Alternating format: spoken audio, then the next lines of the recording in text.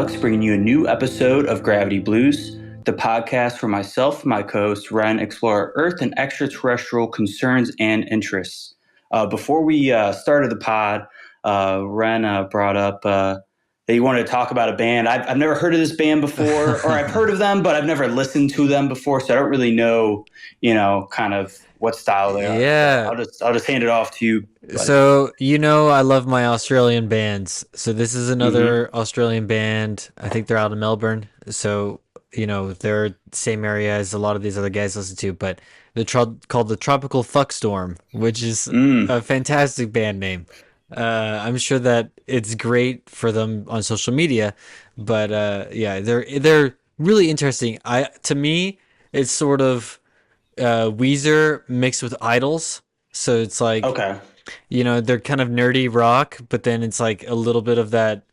It slows down. The guy kind of talks a little bit punky. Yeah. A punky kind of thing. Yeah. Now that's like half their music, and the other half is like take that and then put it on LSD. So now we're just like so psychedelic. I mean, as you might guess from the band name but they got some stuff. It's interesting.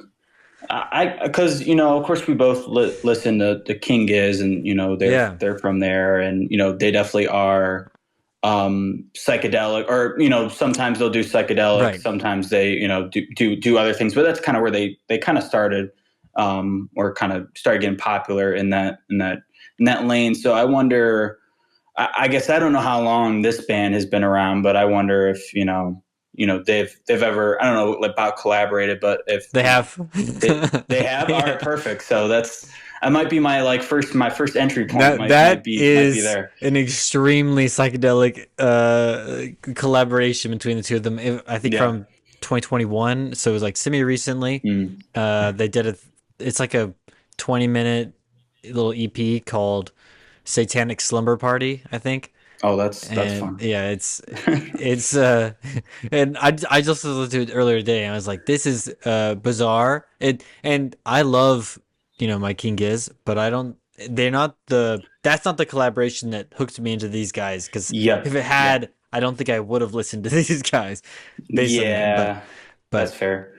But it is cool to kind of see those collaborations, because even if you don't specifically like it, as much as some of their other stuff, that's still, I love when bands kind of like maybe not go off and try something new, but do something that isn't exactly the what they're doing at the moment. And I mean that's what King Gizz does so well. They're just like the sonic reincarnations of themselves constantly. And then I feel like these guys, based on what I've listened to, are pretty similar. Definitely recommend a couple of their songs. I think that I listened to a couple albums and I was like favoriting stuff, and I was like, oh, these my two favorites just happen to be their two most popular as well, which is how it works out sometimes. But so I just want to throw out there the two songs. One's called "You Let My Tires Down," which is pretty fun. It's kind of like a slow kind of rock, punk kind of thing, a little psychedelic in there, but it's like it feels very, fun. And I was like, this is sweet, very cool. And then the other one, from their new album that comes out in June, this is like one of the singles off of it. It's called Goon Snow. And our Goon Show, and it's Goon Show, and it's pretty sweet. Very similar. Like it's just like slow rocking and like cool. That's the vibe of this band. Like they kind of have some faster stuff, but it's all like very cool. And I'm like, Right. Well, that means that because King Gizz is releasing their album in June as well, right? Isn't it early June? So they're kind of right around the same time. So that's cool to see new albums from both of them. I meant to ask you though, because I think it released last week. Have you listened to that the Psychedelic Porn Crumpets album? Yes. So Carpe Diem Moon Man is what it's called. Pretty fun. All the bands I like have the most insane names. Okay, and I'm just like accepting this at this point. I'm into it. But that album's pretty fun.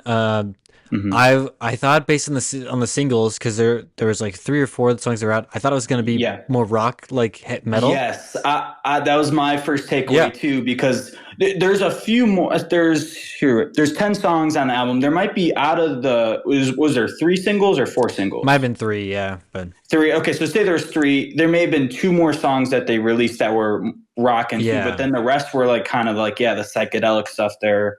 but They, which they is kind of fine. I or like. slower stuff. Yeah, Yeah, yeah. But I definitely was getting, and maybe we've had this conversation before too, where you know are singles actually in terms of like going into an album actually helpful yeah, in setting your expectations, or even because it's like I'll be honest, I was a little let down, not from like the music. I was like expecting more of the rock and stuff because yeah. all of the singles were rock and No, stuff, so it's I was like the exact same way because I was like, oh, the album's finally out, and I was gonna go for my like morning run, and based on March On for Pax for Mana, I was like, oh, oh yeah, this is gonna be a that's a sweet album banger. to run to, right? And I Yeah. threw it on, and I'm like, all right, first song a little slow, and then March On comes on, I'm like, all right, hell yeah, let's rock on the rest of the way, and then it kind of slows down again. And I Mhm. was like, what the hell, you know? Yeah.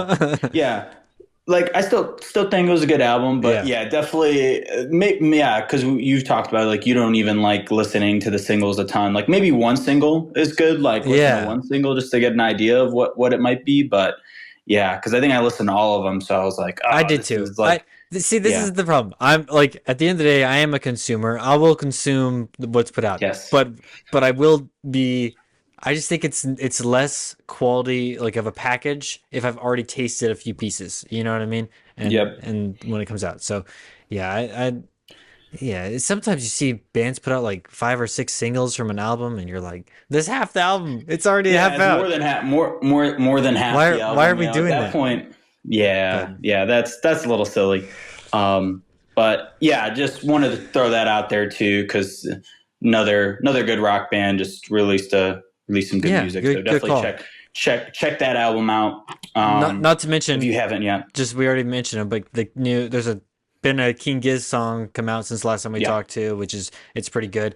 Again, Yep. hate listening to the singles, but I just can't help it. They're fun, and that band actually like each song is really high quality on this album. So I'm like, all right, I can handle this because I can listen to this a bunch of Yep. times and feel cool. Yep.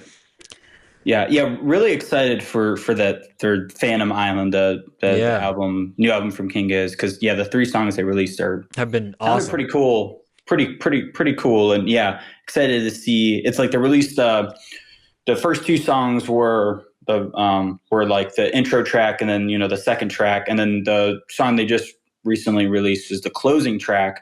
So they got like 7 songs in between there that they're Yeah.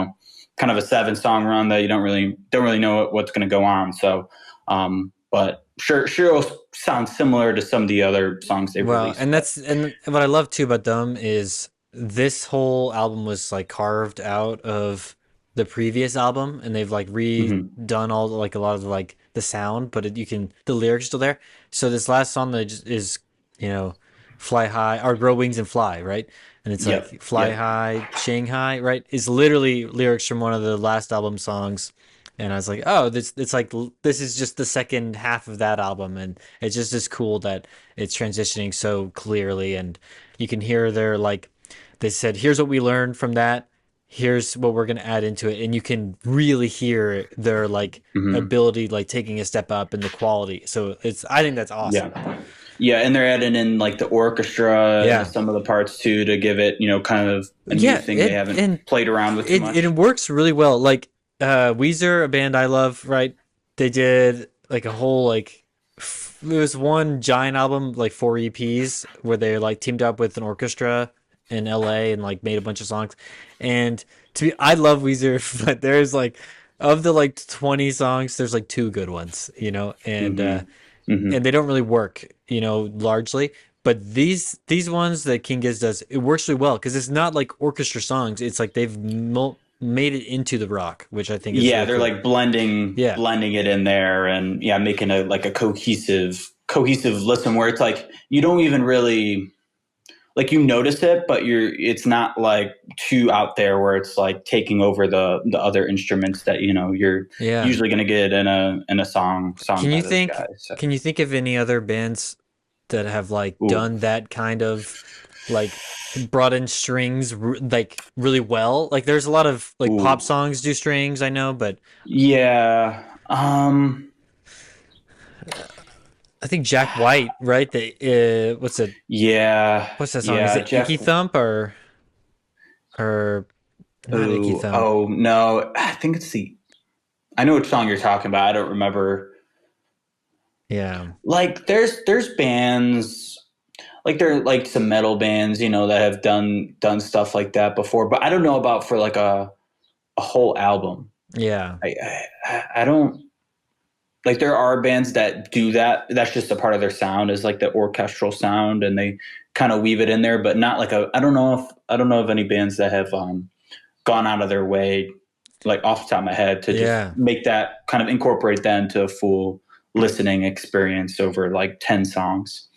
I mean, even like one song doing that, and doing it really well is Mm-hmm. and it's not part of your sound from before, and you're like adding it in, and it works. Like the only times I can really think of, and when artists do that like really well consistently, are like the James Bond themes. It's like you get like a rock star to come and sing a James Bond theme, and the strings always go well, right? And that's Mm-hmm. kind of the vibe that Yep. this is giving, So it kind of makes Hey, sense, but. they should get Gizz King is Bond? That would be yes, crazy. that would be sick. I'm gonna sign a petition. I'll So make a petition for that. real quick, we can transition to sports because this is a really good Hmm. transition. But the Crew played Cincinnati over the weekend at Hell is Real, right? Yes. And at home, and the Crew on their like official page had like their Hell is Real, trailer, and the song they used was one of the King Gizz, like I don't know, I don't think it was their song Hell, but it was one of the like a Hell adjacent. I think it was Flamethrower, and they were like, it's like this Oh, is okay. sick. It's like Flamethrower on the back That's of the. awesome. I was like, that's King Gizz. Like, That's a banger. yeah. It's a That's a heavy song too. That's a quick. That's a well, fast song. yeah. Yeah, I love it. They were leaning into it. I, s- I saw. I had to screenshot this. Someone. It was a Crew fan. They had a sign, and it said on there at the game, "I'd rather be in hell than Cincinnati." I love that. Yeah, I do love that. We can Yeah. say it was a 1-1 draw from that game. Okay. Um, But yeah, it's just those are the two best teams in MLS right now. It's undeniable. So, you know. Yeah, I'm hoping they meet up in the playoffs. Oh well, they probably will because usually That'd be awesome. the two of them will meet up in like the Eastern final, right? And then it'll be Yeah, they did wherever. that A the few years last time ago. the Crew won, Yep. right? Yep. Yep. Yeah. Repeat that. Oh yeah, they're different teams now though. Both teams Mm. have their stars left over the summer. So Yeah, it's cool though that they're still both at the top. Even with those yeah, those things a happening. big part of that is I think, well, the Crew are widely recognized as having the best coach in the league, Wilfred Nancy, and then the Cincinnati's coach is also very well recognized as like that guy is a great coach. Nancy is like, we're gonna play my way. It's beautiful. We're gonna Hmm. if it doesn't work, too bad. We're gonna play beautifully. That's how we do it. And the Cincinnati coach is like a strategist guy where he's like, Uh, we're gonna play to win no matter if it's ugly. Like that's kind of the but they're both very good at what they do, and so it's hmm. fun. That's cool. That's Yeah. cool. Something with Ohio and having some Yeah. some good coaches or acknowledged coaches, I'd say. So Yeah. that's cool. I love it. Love that. I guess going back to music really quick, there's one Sure. thing, I wanted to throw out to you because, I know you do some writing and, definitely read a lot of books, too. So I wanted to guess, there's this quote from Earl Sweatshirt. He's a rapper. Yeah. But he was commenting on another rapper, Billy Woods, who he just released an album. So New York Times just did a whole little article on him on the album. All just other people in the music industry getting their thoughts on him. But yeah, I guess to give an overview of what this album is about is it's kind of like a mix between it's like it's hard to explain what kind of rap it is because it's kind of experimental, but the each song is like a mini horror Oh, story nice. kind of, yeah. And so but the rapper Billy Woods, he always kind of has his own little theme throughout every album, and it is like laid out very like kind of like a writer. So um someone was interviewing Earl Sweatshirt and asked him about Billy Woods, and he said, "We're not talking about rappers. We're talking about great American authors." And I Mm. wanted to ask you, like, how you feel about that in terms of, you can be, an author, of course, that writes books, but I guess can it be the same, like if it's in a different form of media?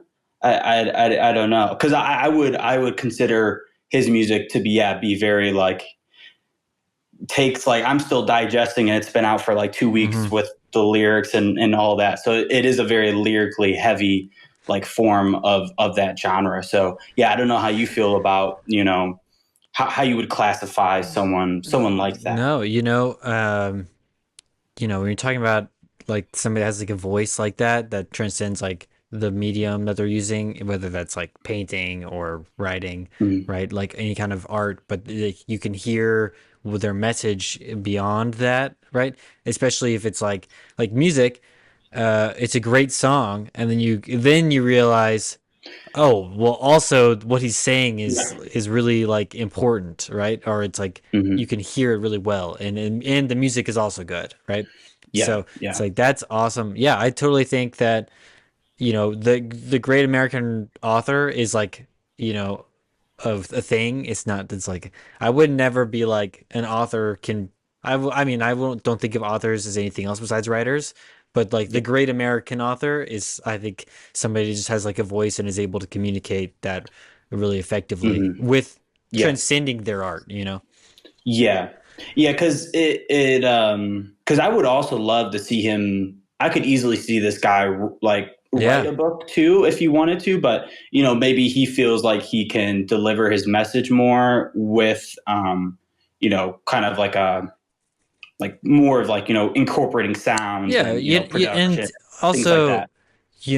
rap is so obvious, but all music is like basically poetry, right? If Yes. if you Yep. get down to it, and so if the only difference between like written poetry and like a song is like, so they've gone in and said this is how it's supposed to be read, whereas like the Yes. written, it's like it's up to your interpretation. But so it's like, Yeah. here's a recording of him reading his poetry, and yes, he's added in some effects, right, with the music, but Yeah. it's like that's how he's intended this message to come across. And yeah, I think that's basically like it is the same thing, right? So Yeah. there's more. Yeah. I would say so a lot of stuff this guy does too is based in like around like the last like hundreds of years, and the African American struggle, and also going back to struggles within Africa itself, because I think he was born in Zimbabwe, I Oh, believe. I gotcha. think his like dad was like a government official there or something. So a lot of it is kind of deep stuff.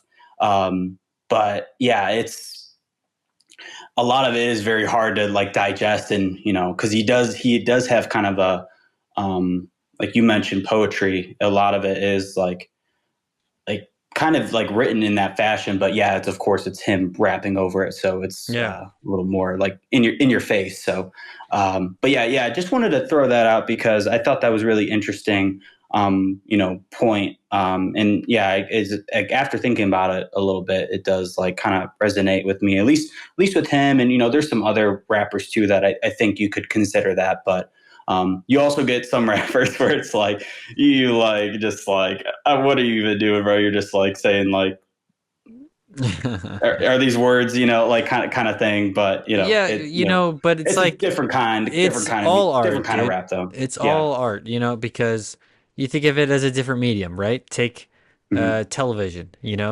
We've got Game of Thrones, we got Mad Men, right? Succession, but you also Yep. have you know uh, I don't know, like Star Wars: The Clone Wars, right? Which is a different Mm-hmm. vibe. It's still Mm-hmm. good. It's not like Yep. golden age, right? It's still like people that made it loved it, right? And the fans Yeah. love it. But And it's entertaining. it's entertaining. Yeah, and then there's like, Yeah. you know, on like a lower rung for me, there's like reality television stuff, right? And it's like it's supposed to entertain you. It might not be art, but but it gets you, it makes you or distracts you, right? And you enjoy it. Yeah. So True. and True. there's purpose, right? So Mm-hmm. Mm-hmm. Well, yeah. But I guess, yeah, we can move on to film and TV. But yeah, I okay, just want perfect. to want to cover that. But yeah, you have something written down here. I see finale. Yeah, so the studio on Apple, Mm-hmm. the finale came out yesterday night. I think I've seen it. I don't know if you've watched any of it. It's Seth No, Rogen's not yet. show. I think it's only like 6 episodes or something. Maybe there's more than that, but that's what it felt like. It flown by, but yeah, great show. I didn't expect it to be so good. I think I've talked about it when I first came out. I was like, this is a really cool show that just came out. But actually, like, it's really funny. It makes fun of Hollywood in a great way, and it's got all of these like cameos from real actors and directors that Mm. like are playing themselves, but in like a humorous way. So you got like Scorsese's on there, and he's like, they like he wants to make a movie about Jonestown, which is like the where the The guys the drink the Kool Aid. suicide. Yeah, yeah. Yeah. The cult. Yeah. Well, but the studio that Seth Rogen is the president of, the they want to make a Kool Aid drink movie like Barbie, and Oh they're yeah. and they're basically the executives tell him it's like, well, you can't make a Jonestown and a Kool-Aid movie because it'll kill the brand for Kool-Aid. So Oh. he buys Scorsese's script and says, sorry, we're just gonna I'm gonna buy it to kill it. And Mm. there's a great scene, and then I'm spoiling this episode, but there's a great scene That's all right. where Scorsese goes, "You bought it to kill it?" And he goes, "Yeah." And he goes, "Oh." And he walks away and he starts crying. And Scorsese's crying. And they're like, "What's wrong?" And Charlize Theron comes in and she's like, "It was supposed to be his last movie." And it's like everyone is like, it's fantastic. And you're like, Oh. and there's great moments too. Like Zack Snyder has a great joke where he comes out and he's like, um, "We're gonna make this the Snyderverse, like the Snyderverse version, so it has 4 hours and like 18." And it's like that is great. He's About the aware. Kool-Aid movie. Well, yeah, so like they're all aware Yeah. of themselves and making fun of themselves, which is great. Yeah, and it's very fun, very good. Seth Yeah. Rogen. I didn't expect it to be like top tier, and it does feel pretty funny. So Yeah. Well, Seth Rogen, he's been producing a few shows, I yeah, believe, right? Like yeah. he was on I think he's a producer for Invincible, I know. Oh, cool. I don't know if there are He's in any that other. I can't. Yeah, he's like the little alien dude. Cyclops guy. Yep. Yeah, yeah. He's But I think he's been a part of a few other he shows too. made the I think he produced or he was like a producer of the Teenage Mutant Ninja Turtles movie that came out Mm. recently, which I think is Oh yeah. cool. Um, oh, the other thing with this is almost the entire show, if not the entire show, is done with one shot cameras. So, which Oh. is really cool. So, like, it's like not only is it fun and like funny, but it's also Apple. So, like, I feel like Apple is so good at the production stuff where you're like the camera work is always high quality and like the editing is great. But yeah, every single shot in this is like long one shot takes and the camera's Mm. whipping around and I'm like this is so Yep. fun. Like Like you you, feel like you're like right there in yeah. the backstage, And just a show like in the studio. that doesn't need it, because it's like No. it's a comedy show, so you don't need like super high quality production. And this show has that, and it's in that I love. So Yeah.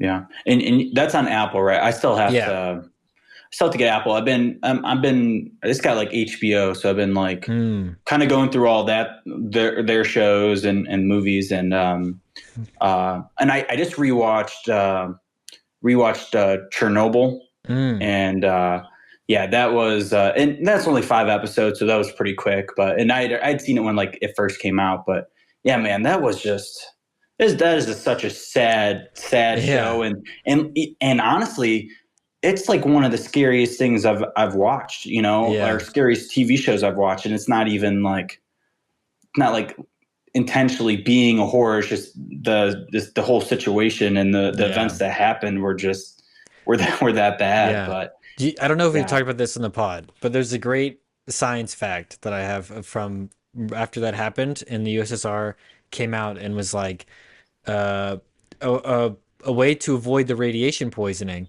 is by drinking a lot.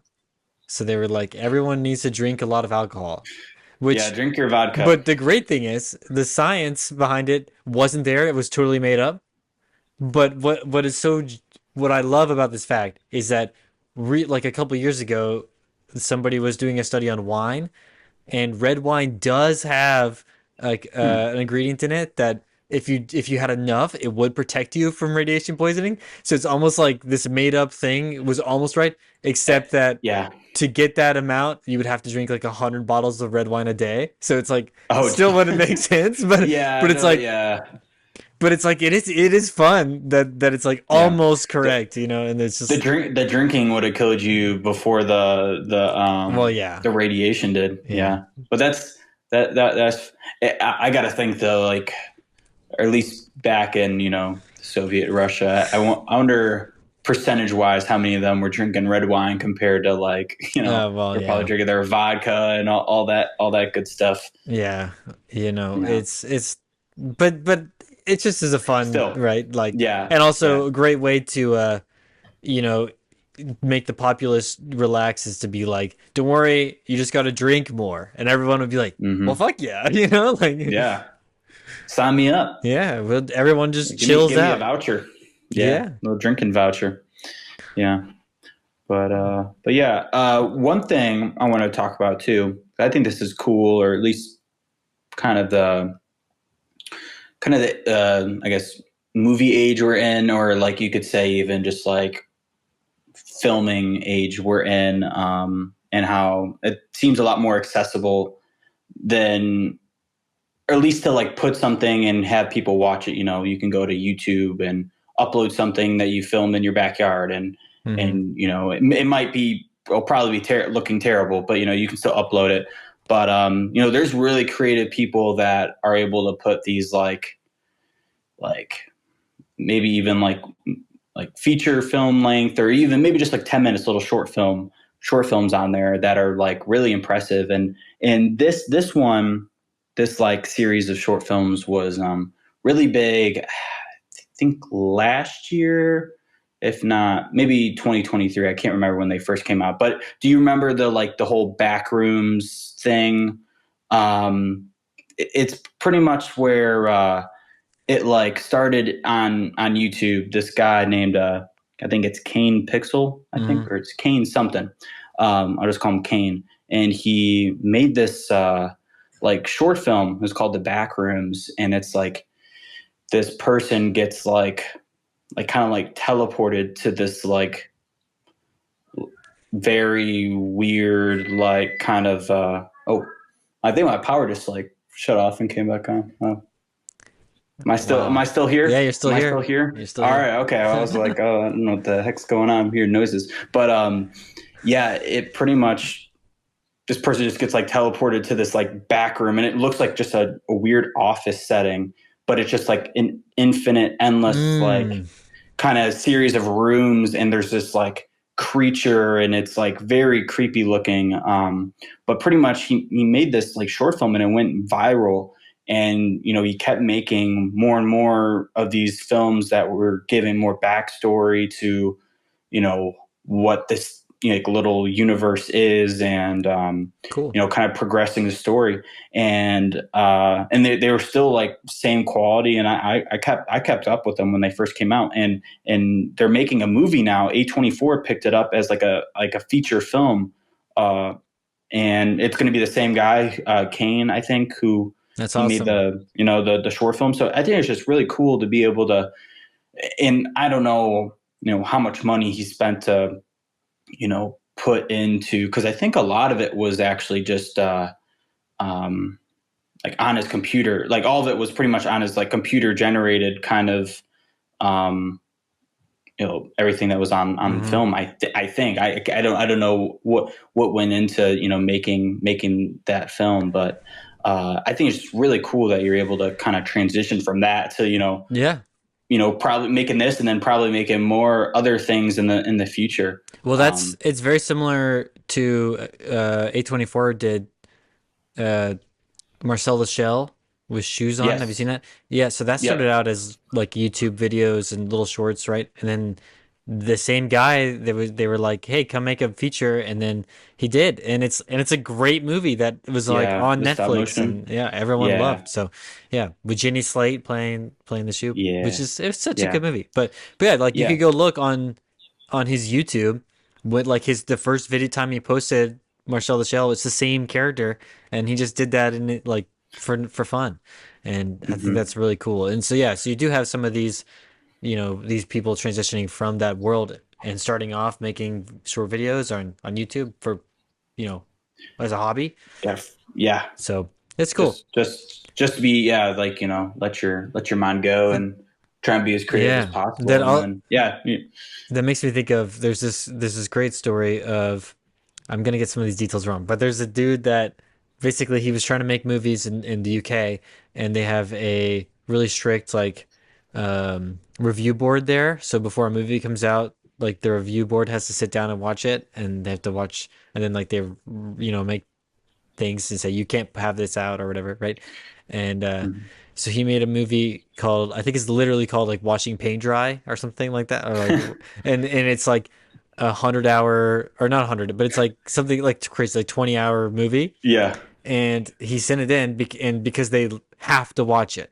That was the point of it, and and it was literally just revenge because he was pissed at them, but it's on Letterboxd and people like found it, and so now if you go to its letterbox, it's never come out like in theaters, but there's like literally hundreds of thousands of reviews people write, and it's like basically people have turned it into like diaries where they're like today I did this, and it's like paragraphs and That's paragraphs, fun. and it's awesome. Like you scroll through them, you're like, this is crazy. People just sharing their thoughts, and this guy is like, I've never had a movie like actually come out like that, but it's like he's got Hmm. millions of views, right? It's nuts. That's that's got to feel good, because it's like you're Yeah, just doing this for your personal thing, and then now you can let other people, kind of yeah, use it in kind of a similar way to just like release their, maybe not frustrations, but let their yeah, mind go. I guess was the thing he sent in, was it literally just paint drying yeah. on It a was literally wall? just paint Oh, okay, drying. Yeah, that's awesome. and the review board had to watch it, which is great. Yeah. I hope there's like, I hope they actually like, they just like, start it and let it play. Like they actually, had to sit in there. They're like locked in the room, and Yeah. Well, I had think they to, do. It's had, their job. So yeah. that job would be like half the time you enjoy yourself because you're like, I get to see all these movies early and for free, and that's all I do for my job. And the other time you have stuff like that where you're like, Getting crap. what am I doing? We're like watching this, literally Yeah. watching You think paint there'd dry. be like some kind of like screening, like pre-screening, I like don't you have know. like an intern, like go through it and make sure it's like actually watchable. But, I guess if that's the rules, I can't really bypass that. So, Yeah. yeah, but yeah. So yeah, I don't know when this. I'm not sure when the Backrooms movie will come out, or like when they're even going to start, because I don't think they've started Yeah. any of the filming or anything like that. But I did see there was a few people in the cast that looked familiar, but their names weren't anything that like rung a Hmm. bell. So Well, in other weird internet movie news, Michael Bay is doing oh a yeah, Skibbity toilet Skivity, movie, the Skivity. which started production I Oh think gosh. yesterday. So that is officially happening, and I'm like, Michael Bay, what That, happened to you? That So means I'm going to see more of those stupid ass skibbity toilet toys in Target. oh have my you seen those in god, Target? no, They have that's like skibbity toilet toys in Target. Like it's terrible. Like You who know, buys this crap? these children, dude, they do buy that stuff. Kids are weird today, man. They're a different Yeah. breed. They are. Like I don't know, like we definitely said weird stuff, but like when we were like that age, like 16, 17, 15, you know, but like skibbity, I like feel like it's funny. our It's kind of memes it's ironically our funny, memes but were like different. You know, they weren't the same. You know, mm, one of our buddies was showing me. He was like, "Have you seen the Italian AI videos?" And I was like, "What are you talking about?" And apparently, there's like, it might not even be time, it might be like Portuguese, but there's like these AI videos that are viral that kids love, where it's like it'll be like a weird AI thing, and it'll be like, here's Mr. Cappuccino the plane, and it'll be like a cappuccino plane AI art. And it's like, and they love these characters, and it's all in Italian. And I like, it's like watching the video. It's like literally like this is the worst. Like I'm feel like I'm it's brain rot. contributing to evil. Yeah, it's a brain rot. But Hmm. yeah, but I don't even know why. I don't want to share that into the world, but it's just a Yeah. bizarre example of like the kids actually do like that stuff, you know. So it's like it's crazy. We weren't into that stuff, Yeah. right? It was I different. don't think we were. Maybe we were, and we just didn't realize It's a it. different I don't kind of know. meme back then. It was like Yeah. we had different memes, you know. Is all I'm saying. We Yeah. had memes where the dude was like, you know, at the other girl. Yeah, we had. Oh, yeah, looking back. Yeah. Well, it Or as started with the Vine, coffee and then guy. yeah, Yeah, I guess there's the Vines too. I mean, that was like early high school, right? Middle school for us. that was like middle school. Yeah, yeah.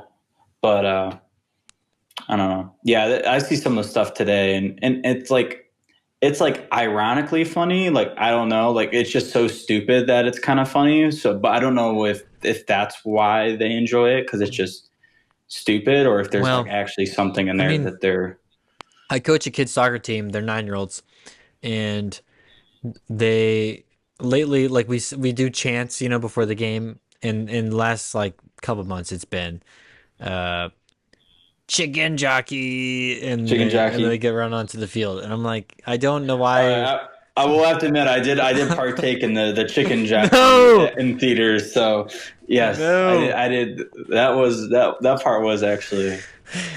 What about it? What?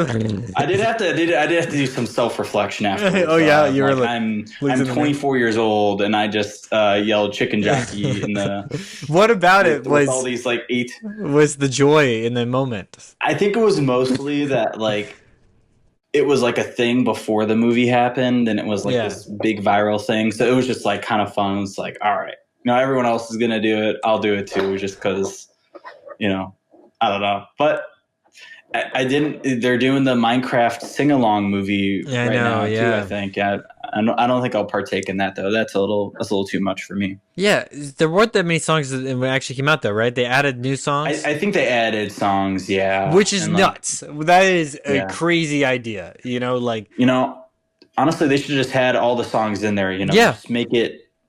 Give us the. This is the Jack Black. You know, we talking about the Snyder Oh cut. yeah, You the know, this Jack is the Black cut. I this is actually do like that.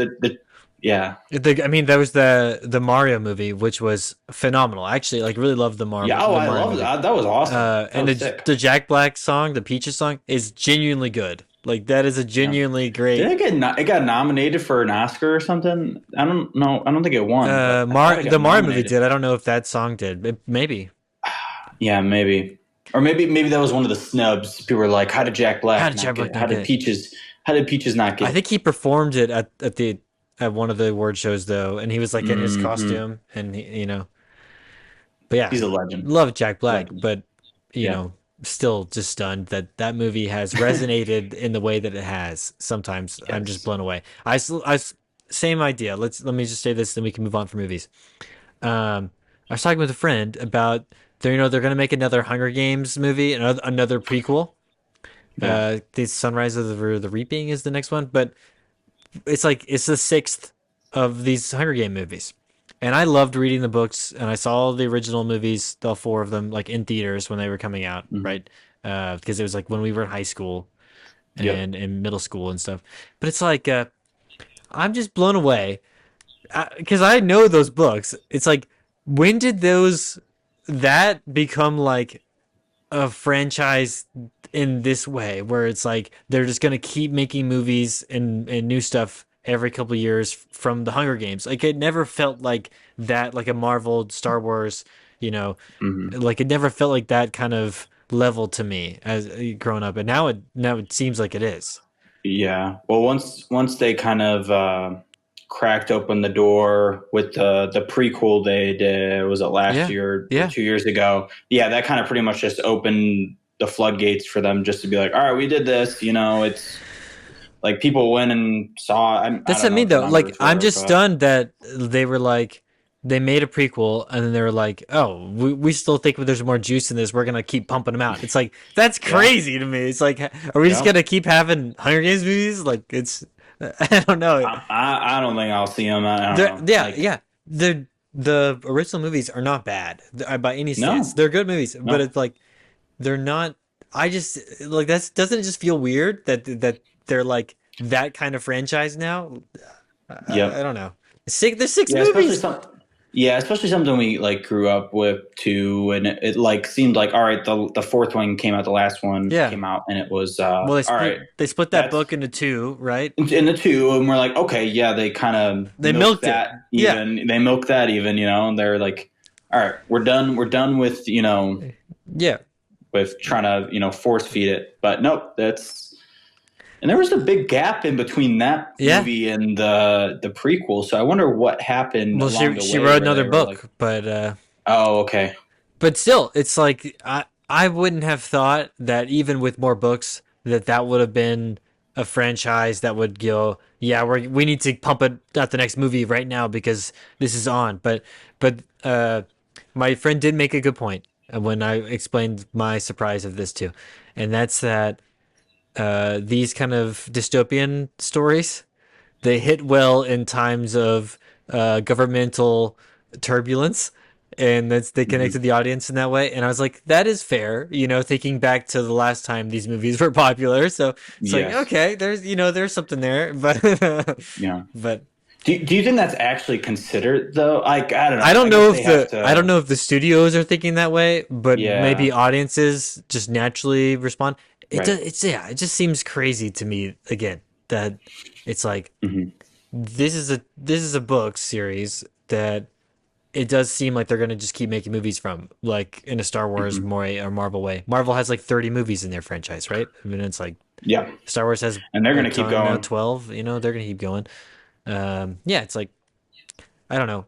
At some point, one of these franchises like we can't have this many like giant Yeah, franchise. I, I think in at least with the Marvel movies, it's like you have all these comics, so it's like you kind of have like comics in Yeah, these like different universes, so you kind of have like endless like possibilities. But yeah, like a series like that where it's like you said, she did pump out a book after those the initial kind of set of movies, but it's like how many more is she going to be able to do, and are they going to just like wait for her to do those, or is it because it's was it Suzanne Collins, Suzanne right, Collins. Yeah. who wrote those? Yeah, like Well, hypothetically, because I think the first Hunger Games movie is the 74th Hunger Games.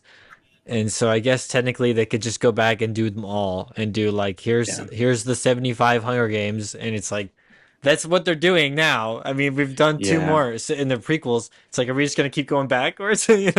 mm-hmm. But I guess Yeah, and then they'll do one at the the well, I the guess the yeah, first Hunger can't really, Games, right? And yeah, then it'll be yeah, like, yeah, it's.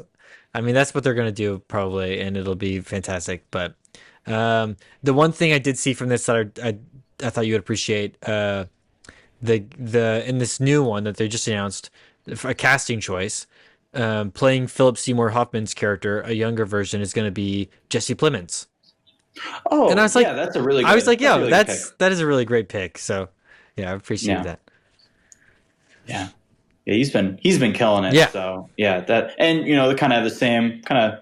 So Jesse Plemons seems to go through a lot of different like like changes with his body, like for roles. Like some he's slimmed down, some he's like he's adds on some weight to kind of fulfill yeah. his character. But He's a little more.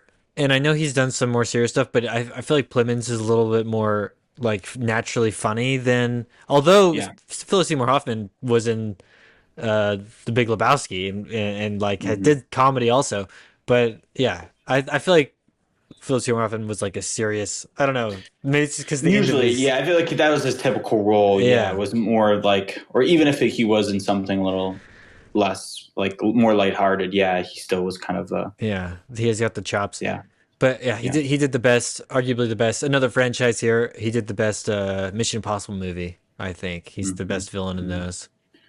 Oh yeah, we got that new one coming out too. I That have to be the honest. Final Reckoning. I haven't seen the last four. So Oh, yeah, really? I if Well, I feel like maybe at some point I'll sit down and like watch them through. But there's is it the 10th? Is it like what we're up to now? So the final reckoning. yeah, Yeah, there's a lot. Well, this is supposed to be the last one, but I don't know. who knows, man? I you know that Tom Cruise is going out with Ana de Armas. How old is she? Like, I think she's is she like still in her like? 30s, but Oh, okay, all right. I thought she maybe was like she's still in her younger. 20s or She might something. be, but He's uh, 60. He's like in yeah. his 60s, Which right? so that's a little weird. But apparently, I just saw a quote from her that they have a lot of movies planned together. So it's so. Well, he said he wanted to do a movie with Michael B. Jordan because he Oh was like he saw Sinners and he was like, yeah, Sinners is awesome. I think he like invited Michael B. Jordan to the they're doing like a press tour for or like an opening night kind of thing for yeah, for the movie.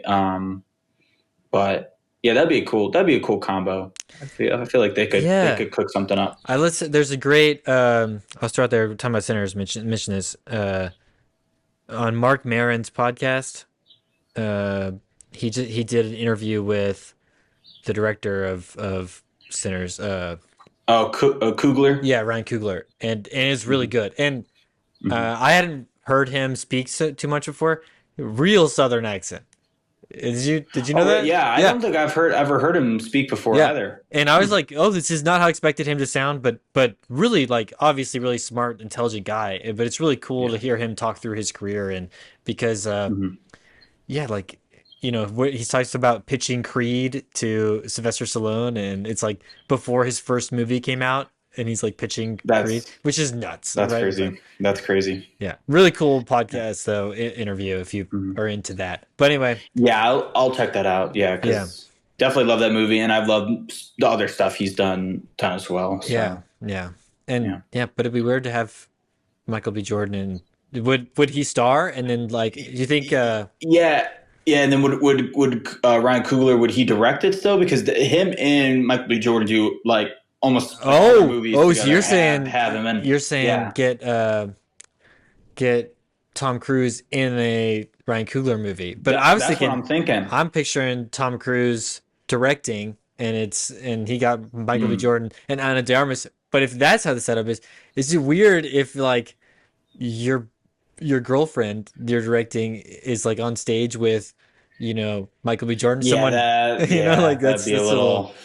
Be little like coming bizarre. home from work and they just like spent the kissing and stuff like that. It's like it's like I Well, don't know. That'd be a Michael B. little. Jordan might be the spit scene, which I saw Oh yeah, I forgot about they did that that. practically.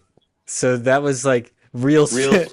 It spit. wasn't real spit. Apparently, it was like something like a liquid that she put it in her mouth and had to do.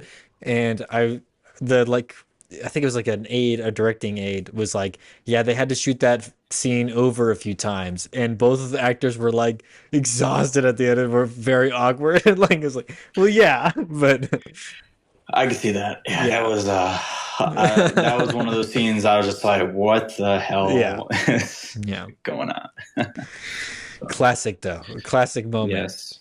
Hmm. Okay. Hmm. With that, man, do you want to rocket up to space? Yeah, let's do it. Okay. You got something here first. Yeah, I'll let you just cover real that. quick.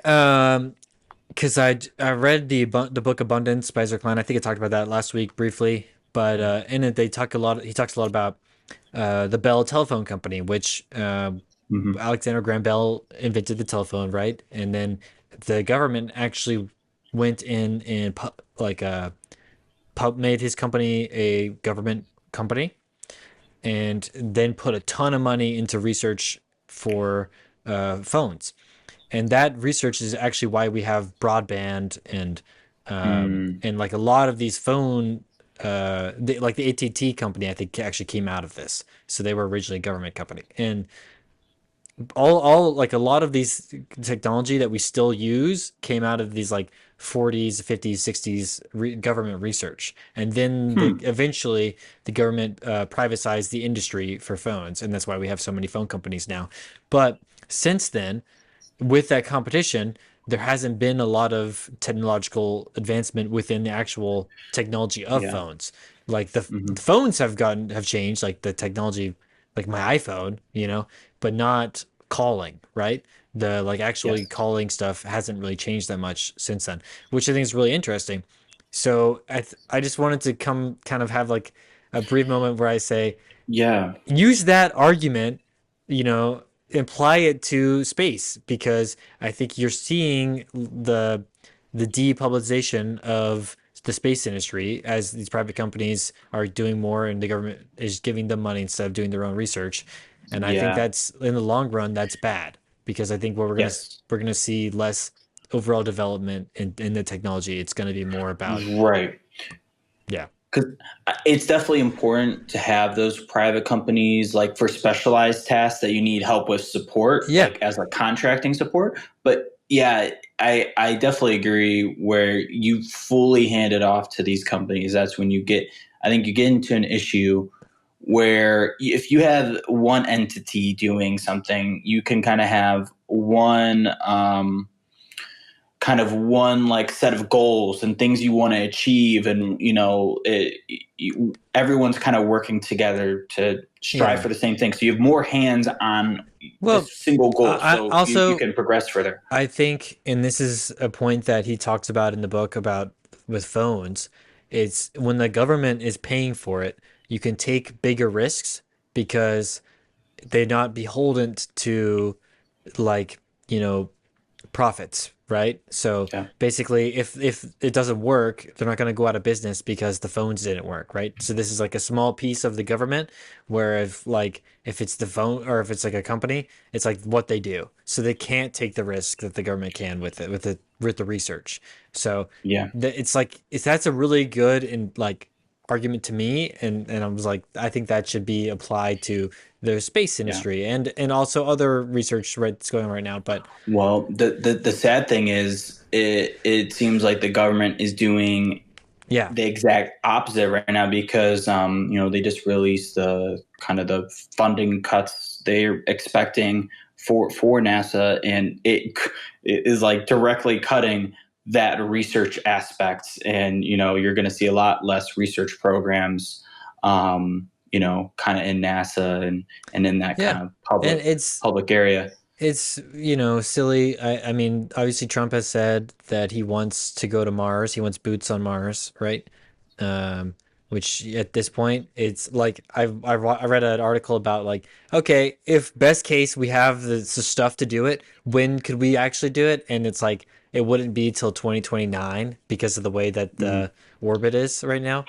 And it's like, okay, well then it's probably not going to happen because it wouldn't make no. sense. So yeah, it's like it's just is one of those things where it's very frustrating that the way that the politics have gone with that progress process, and it's like all talk now. I don't know. Yeah. Yeah. Yeah. It doesn't really, because at least when, the goal was to go to the moon, we're going to set up this base, we're going to stay Yeah, up there for a few months, like that was kind of seemed the main focus of I don't know about that was like the big headline of the space industry was this specific thing.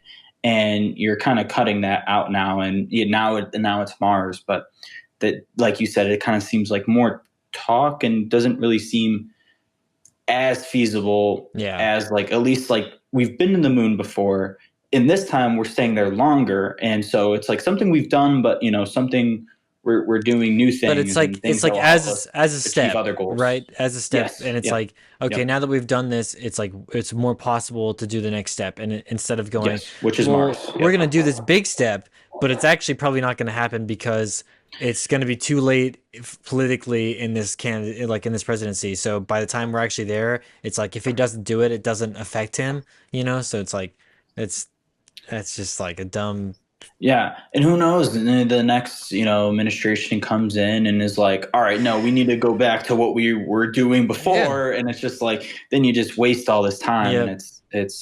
Yep. yeah, I don't know, it's sad because it could definitely, I guess the only thing is like even if we were still continuing, going up to the moon, like there were already a ton of delays and, with that, like with any, kind of space projects. So who knows when we'd actually be going up there in the first place, but at least there was like a feeling that this is Yeah. something that will most likely happen, with Mars. I don't know, like doesn't interest me as much, I guess, compared to the moon, which is kind of crazy. Like looking back at that, it's like, wouldn't going to Mars, like a different planet, be cooler? But I don't know. I feel like this thing is right next to us, and it's like a lot more achievable, and there's still a lot more we could learn. I feel like from the moon, So, and I would honestly rather go to other planets' moons first before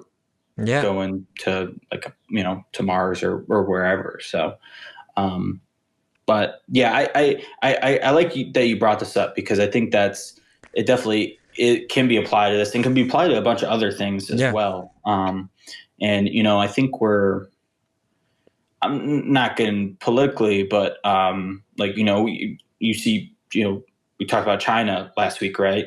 And they kind of have one goal. Yep.